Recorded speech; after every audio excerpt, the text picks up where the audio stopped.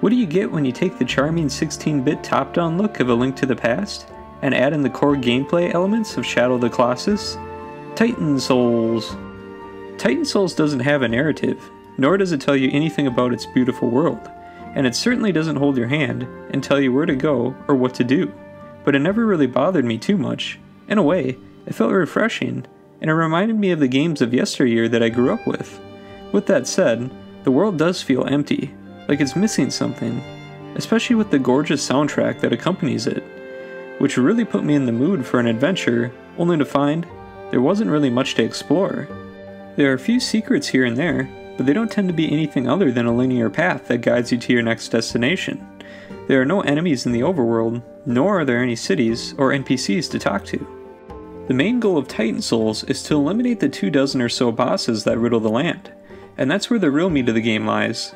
The boss fights consist of a David vs. the Goliath style fight, where you try and one-shot many of the giant titans with the only weapon in your possession, a single arrow. While many titans can be defeated with a single blow, it's easier said than done. You can't just run into a boss fight all willy-nilly, as each titan has the ability to one-shot you as well, and they will, over and over again.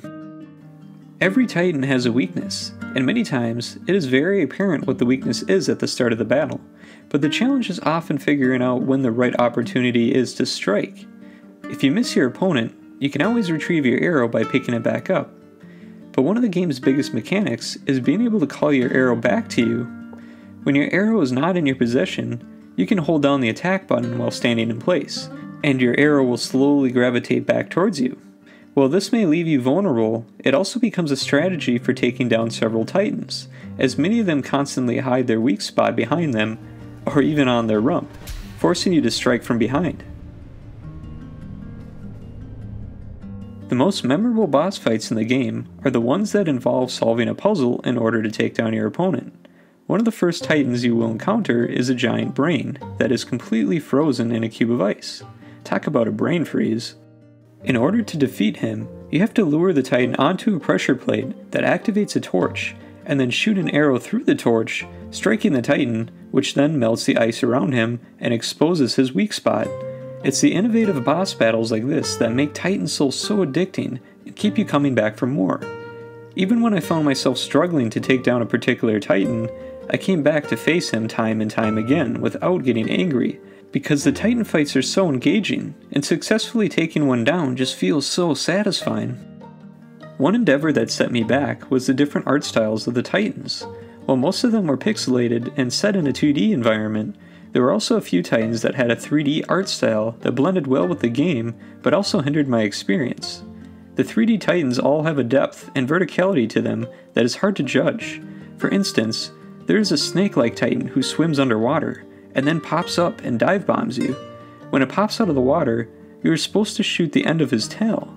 But I found that the 3D art style of the titan made it too difficult to judge what depth his tail was at, causing me to mindlessly guess for about 45 minutes on my first playthrough before eventually getting it right. I completed the game in about 3.5 hours on my first playthrough, if you include the secret boss battle and second ending, and cut that time down to 1.5 hours on New Game Plus mode.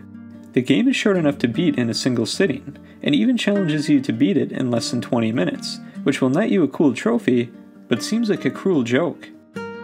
After completing the game, there isn't really much to come back to, except for a few new modes that don't really change the game enough to warrant a second playthrough. I was also a little disappointed with the New Game Plus mode, as it didn't really change much, except for being able to now decode the Titans' names in English, and having access to the final Titan fight at the start of the game. All in all, I really enjoyed Titan Souls, from its whimsical, adventurous music to its amazing and engaging boss fights, but the game isn't perfect. Being able to beat the game in a single sitting, and not really having much to come back to, really hurts Titan Souls' replay value. I think it would be wise to wait on picking this game up, as it feels ripe with the potential of possibly becoming the next PS Plus title.